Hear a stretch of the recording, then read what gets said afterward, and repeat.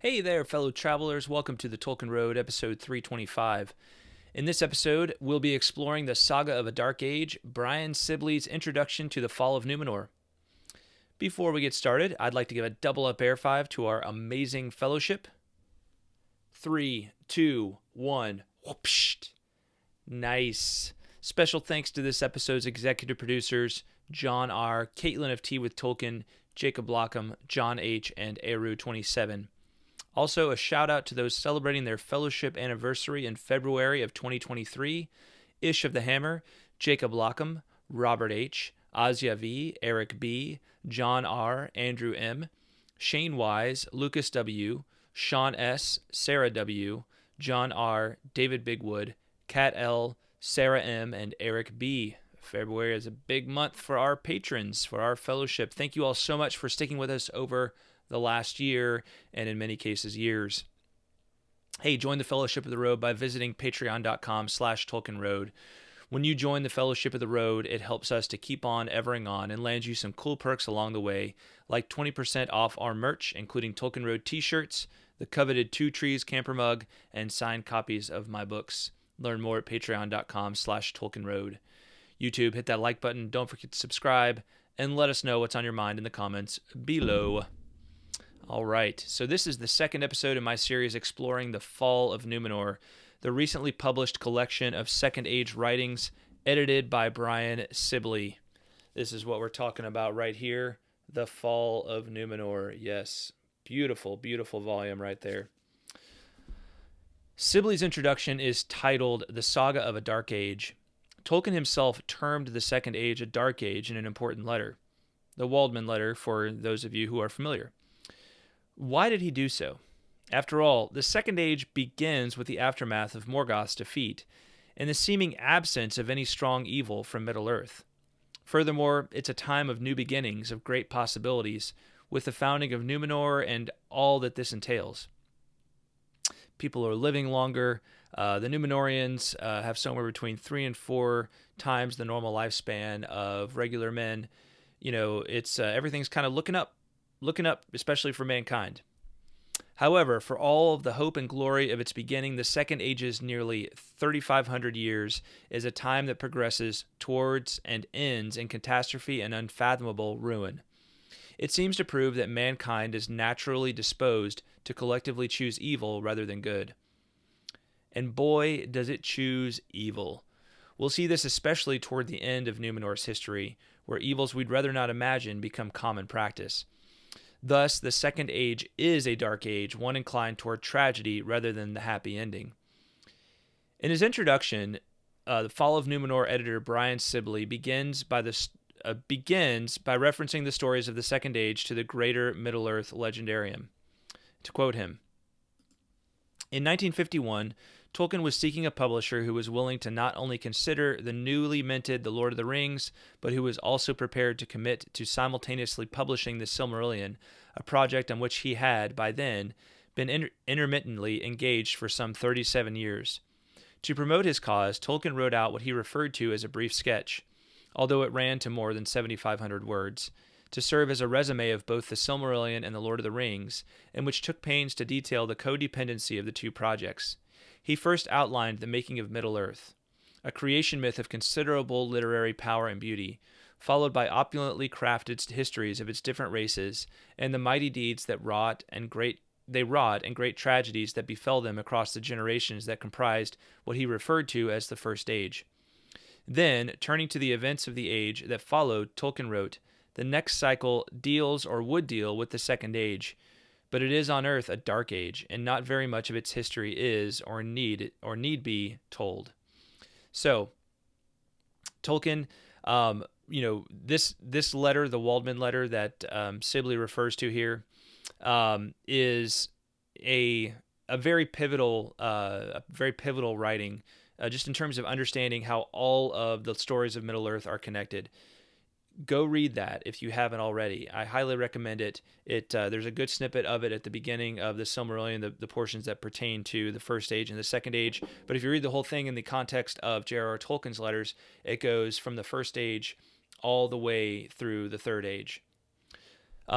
So even though Tolkien viewed this, and he kind of you know spoke about the Second Age in this letter as maybe it's not all that worth writing lots of stories about because it's a pretty dark age. Um, that really didn't stop him from elaborating on it. And this is something that shouldn't surprise us with Tolkien. He might have like flippantly referred to just about anything that was part of his imaginary, creativity as being, oh, that may not be too much worth writing about right now. But you give him a chance to think about it, and he's going to want to write about it. That's just kind of the bottom line. It's interesting to think he did the same thing.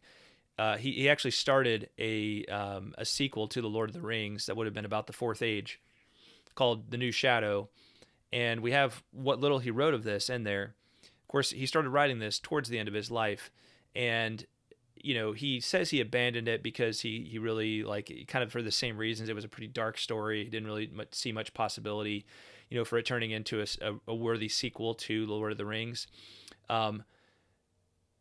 But I think if he had had more time, maybe if he had had more bandwidth and hadn't had so many other projects he was trying to finish up while his time on Earth was not yet complete, I think he might have spent more time working on that next sequel. So you might even make the case that the Lord of the Rings wasn't really necessarily, when it was the New Hobbit, right, the sequel to the Hobbit, it wasn't really something that he was necessarily passionate about publishing initially, right? It took him some time to kind of flesh things out, where he was kind of like, oh, this is a story I want to tell. It just always pains me as a Tolkien fan to think about all the stories that we'll never know that Tolkien could have written. How many novels could there have been written about the Second Age? There's so many different stories within that one age. And then you have the history of the Third Age leading up to the Lord of the Rings, all the stories in there. Oh, it just it kind of makes you want to weep with all the possibility that was not realized in his lifetime. So at the end of the day, though, even though he says it's not really worth elaborating on, it didn't really stop him from elaborating in some sense. He had been well at work on the history of the Second Age simultaneous with the Lord of the Rings. If you read the Lord of the Rings, you realize you get a lot of it already in there. Sibley explains that the publication of the Lord of the Rings seems to have reawakened Tolkien's desire to elaborate the history of the Second Age. And to quote Sibley again, the creation and eventual ruin of Numenor and the making of the Rings of Power were central events in the chronology of Middle-earth, and when, in July and November 1954, the first two volumes of The Lord of the Rings, The Fellowship of the Ring and The Two Towers, were eventually published by George Allen and Unwin, readers had their first tantalizing glimpses of that past history, providing a rich tapestried backdrop to the struggle by the free peoples of Middle-earth against Sauron and the forces of Mordor. These potent elements, though peripheral to the main narrative, proved to be, as indeed they have remained, an integral part of the book's appeal. When in 1955 The Return of the King was published as the third and final volume of The Lord of the Rings, Tolkien added more than 100 pages of appendices that proved many details about Middle-earth, its languages, the lineage of its kings and rulers, and a chronological timeline of the events of the Second and Third Ages. Yeah, Sibley hits the nail on the head here, right? Like, part of the appeal of Lord of the Rings itself is this idea that there is all this history standing behind it. You want to learn more about the things that are referenced. In the first episode on this series, in the Fall of Numenor, I referenced the quote from the Council of Elrond chapter that is one of the first things in this book right here. Right, you probably can't see it too well there, but it just speaks of like all these things that they spoke of at the Council of Elrond that were the ancient history of them right then and there. But you want to know more about these things. You're like, how many stories are here that I would love to just dive into and learn more about.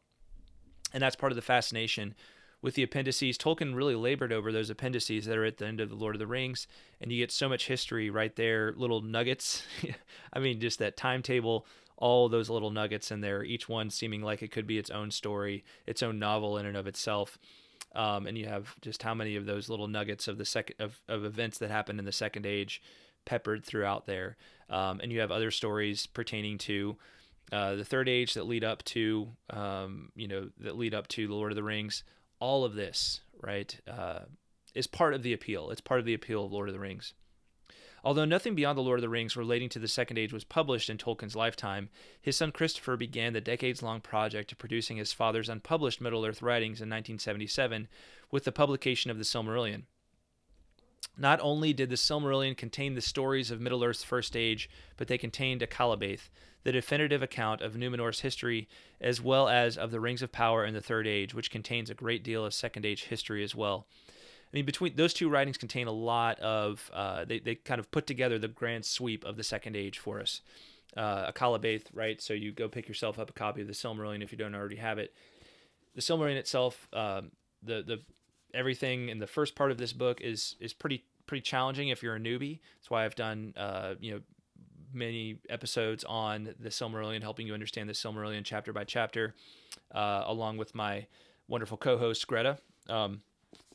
But Akalabath is found towards the end, and you can read it as a standalone thing. It doesn't have to be read in the context along with the rest of the Silmarillion.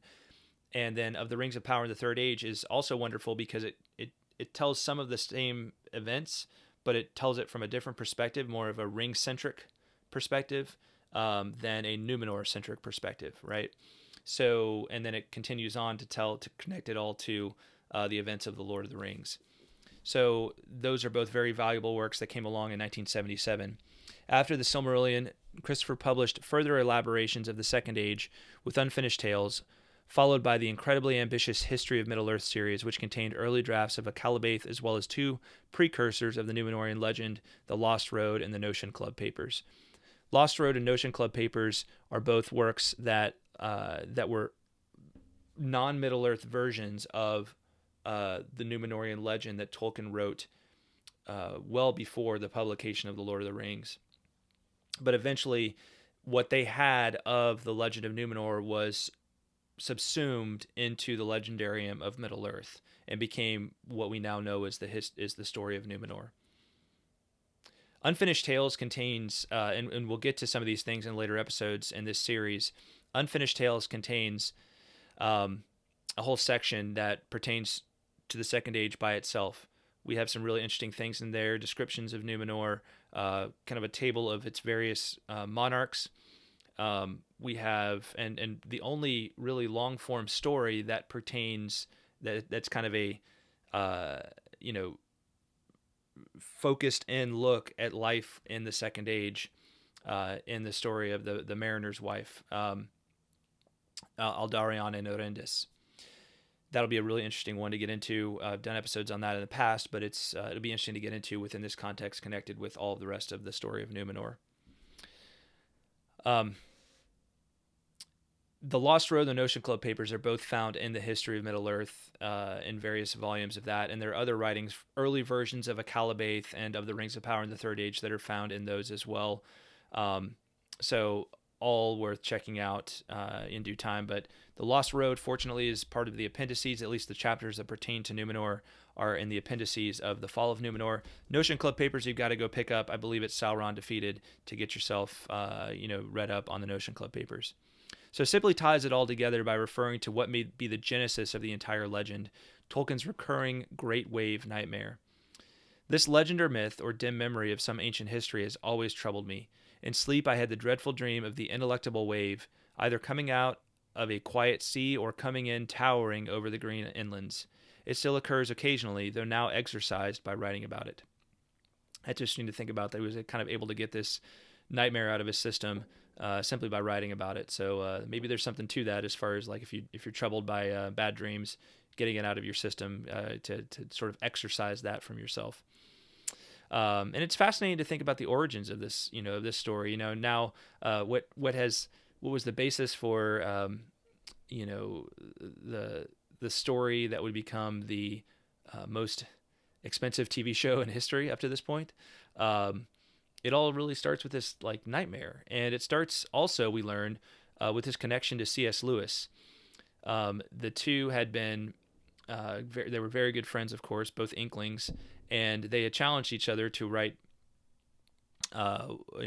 better speculative fiction. C.S. Lewis writing about space travel, Tolkien writing about time travel. C.S. Lewis's stories became the Space Trilogy, well published and beloved by fans of C.S. Lewis. Very very great stories themselves. Tolkien's was supposed to be The Lost Road, but was never published in his lifetime. Because it became the Númenórean legend essentially.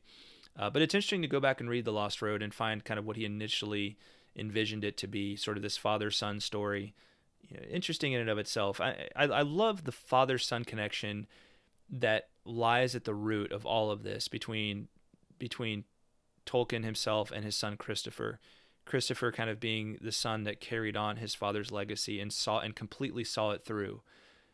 And I love that this chapter really ends with a tribute to Christopher. This introduction here, because it's really Christopher. Without him, he was the great apostle of his father's work, of his father's legendarium. It's a beautiful witness to the power and possibility of the father-son bond to see Christopher's dedication, to see his dedication to making sure all of these important writings of Middle-earth saw the light of day. If Christopher had not done that, we'd know far less about Middle-earth than we do today. So really invaluable work that Christopher did for all of us. And, there's really no amount of tribute that's too much to be paid to Christopher when it comes to fans of Tolkien and of Middle-earth. This was really a dark age, right? And I love this idea of the saga of a dark age. Middle-earth as a legendarium really does contain both catastrophe and eucatastrophe, tragedy and triumph, the shadow and the hope. Lord of the Rings is great because it is dark at times, right? It is very dark at times, but it ultimately ends on a note of hope. But not all of the stories of Middle-earth do, right? There are glimpses of hope, perhaps, and there are glimpses of hope in Numenor, but the blend is shifted a little bit, and this is a much darker story. It's a much darker story with a darker ending, and lots of very dark events happening within it. That's my sort of unpacking of the introduction here from Brian Sibley, and we will be hopefully that helps you kind of wrap your mind around what's going on here. If you're really learning about these legends for the first time, reading along with us in the Fall of Numenor. And we'll continue on next time. And the next chapter is really going to focus on kind of introducing the things that lead up to the Second Age, the stories that lead up to the Second Age, in a kind of in a nice little one chapter synopsis there for us. All right. Well, hey, let's hit some correspondence real quick. I actually want to start with a haiku. I've been getting a lot of great haiku from one listener in particular, Michael H. Read a few of his here before. This one pertains to chapter 24 of the Silmarillion. And this is chapter 24 of the Silmarillion is, of course, related to the story of Numenor because it's about Eärendil, right, who is the father of Elrond and Elros, Elros being the first king of Numenor. So Eärendil would have been kind of like the ultimate celebrated figure in Numenor.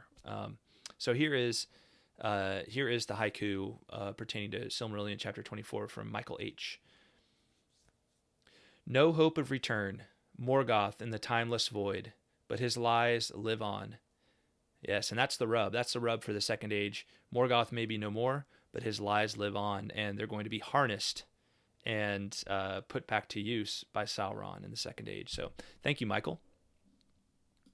All right, let's hit a few quick notes. Jackie. This one's from Jackie S. on December 29th. Let's see. Here we go. Jackie writes, "Thanks so much for reaching out. I finished the Rings of Power show, and I agree with you that it wasn't all Tolkien feeling. But I appreciated the constructive criticism. I hope the producers take all of that into consideration and make improvements." Jackie, I have no delusions that they probably even think about what this particular Tolkien guy has to say. Maybe they do. Maybe they've run across it at some point. But my hope is just that somehow the criticisms will be heard from Tolkien fans sort of en masse, and that maybe there's some things that can be done to maybe not completely right the ship, because I'm not sure it's 100% salvageable at this point, but maybe salvage it to some degree just to make it a little more enjoyable going forward for those of us who are really kind of big fans of the Legendarium and who were disappointed with season 1. Not everybody was, so not trying to speak on behalf of everyone here. Jackie has some questions, and I like going back to these. These are good kind of starter, starting out sorts of questions. First question: are these movies and shows based 100% on the books, or do the producers make stuff up along the way? Jackie, so they're definitely having to what I would say fill in a lot of blanks because these stories, the stories of the Second Age, were not told in detail sufficient to just adapt it right to the screen. Not in the same, certainly not in the same way that Peter Jackson was able to adapt Lord of the Rings and The Hobbit.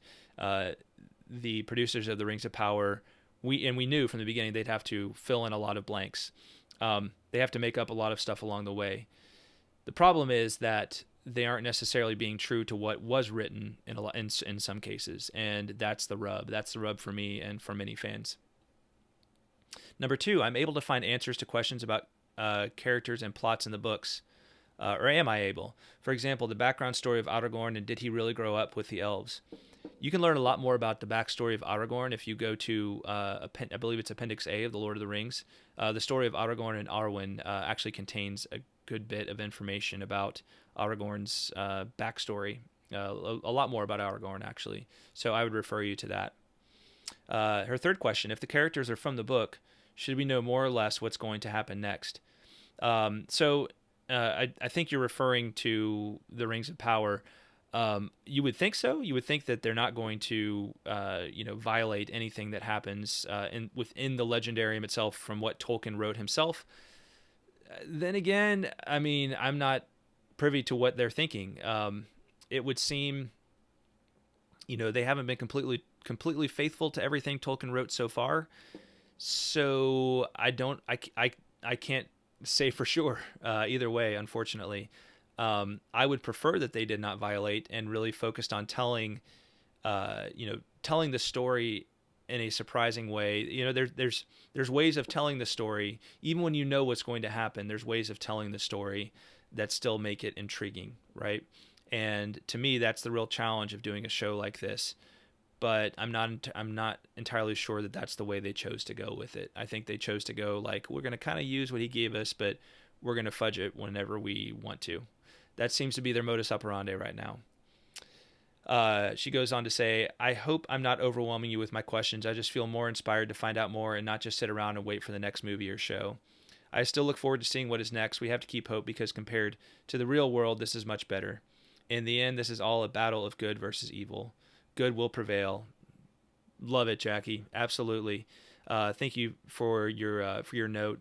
Beautiful way to end it there, and keep that spirit. Good will prevail in the end, no matter what happens, no matter how dark things get. Good will prevail. All right.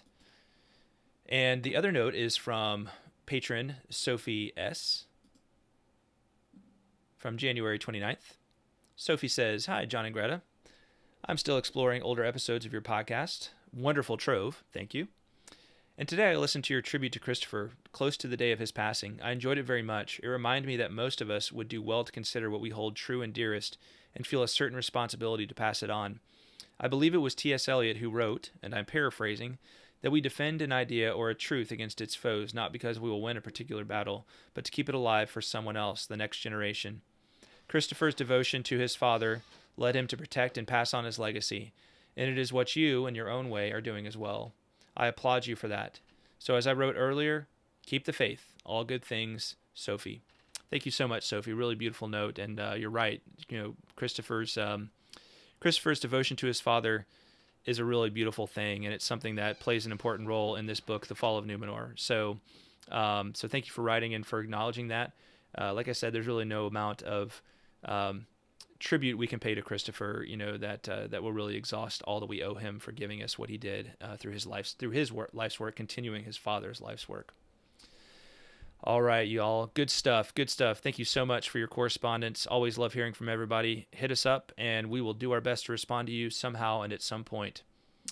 Well, that's all for this episode. Thank you to our amazing patrons, especially the following: John R., Caitlin of Tea with Tolkien, Jacob Lockham, John H., Every27, Emilio P., Jonathan D., Mike M., Robert H., Paul D., Julia, Wordy, Joe Bagelman, Jacob S., Richard K., Matt R., Matthew W., Garrett P., Chris S., John W., Eugene D., Chris B., Daniel S., Seb M., and Shayna Supreme, Ms. Anonymous, Andrew T., Red Hawk, Shannon S., Brian O., Zeke F., James L., Chris L., Chuck F., Azia V., Ish of the Hammer, Teresa C., David of Pints with Jack, Eric B., and Johanna T. All right. Thank you all so much. Thank you to our amazing fellowship, all of you all who are watching and or listening. We will talk at you next time. Bye-bye.